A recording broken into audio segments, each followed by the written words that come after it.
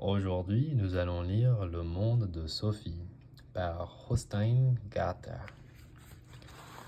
On va faire la petite section Les philosophes de la nature.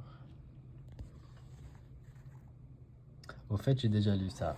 Alors, on va faire les trois philosophes de Millet. Les trois philosophes de Millet. Le premier philosophe dont nous ayons entendu parler est Thalès, originaire de Milet, qui était une colonie grecque en Asie mineure. Il voyagea beaucoup.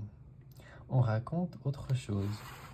On raconte entre autres qu'il calcula la hauteur d'une pyramide en Égypte en mesurant l'ombre de celle-ci au moment précis où l'ombre de son propre corps coïncida avec la taille réelle.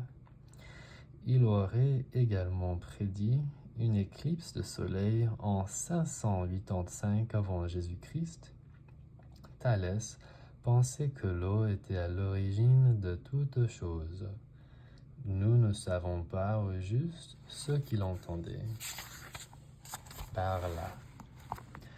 Peut-être voulait-il que toute vie naît dans l'eau et que tout retourne à l'eau en se désagrégeant.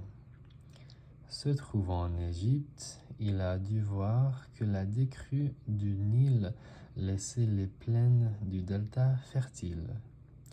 Peut-être a-t-il également constaté que les grenouilles et les vers de terre sortaient dès qu'il avait plu.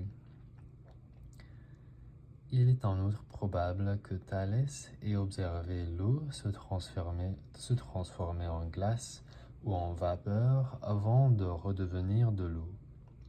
On prête à Thalès l'affirmation que tout est rempli de Dieu. Là encore, on ne pourra jamais savoir au juste ce qu'il entendait par là.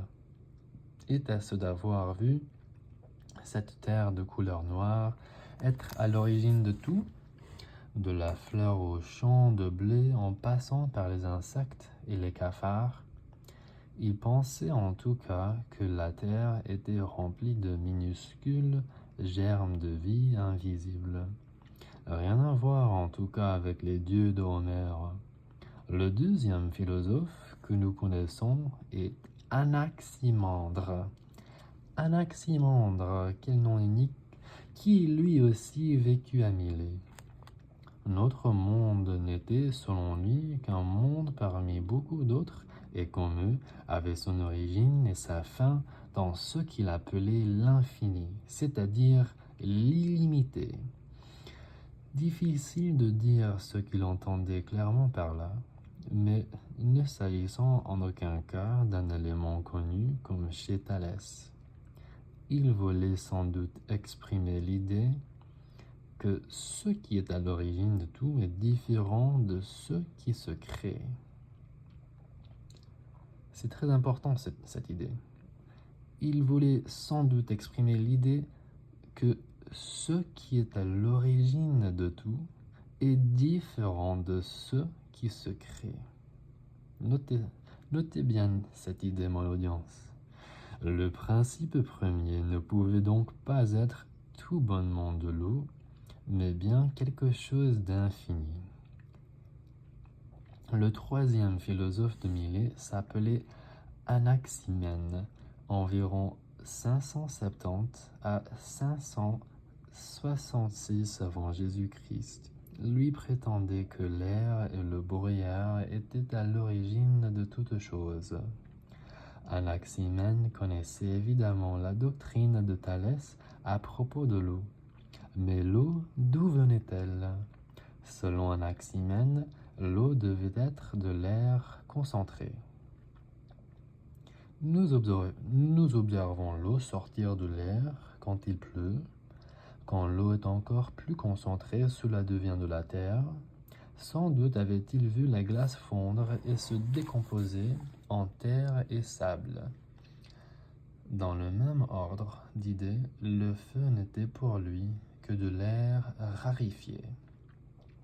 Tout, la terre, l'eau et le feu, avaient pour seule origine l'air.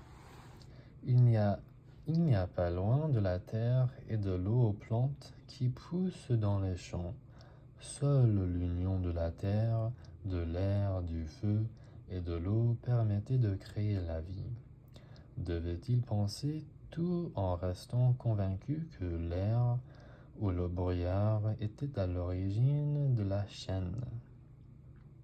Il rejoint la doctrine de Thalès en affirmant qu'une substance unique était à la base de toutes les formes de la nature. Prochainement, rien ne naît de rien.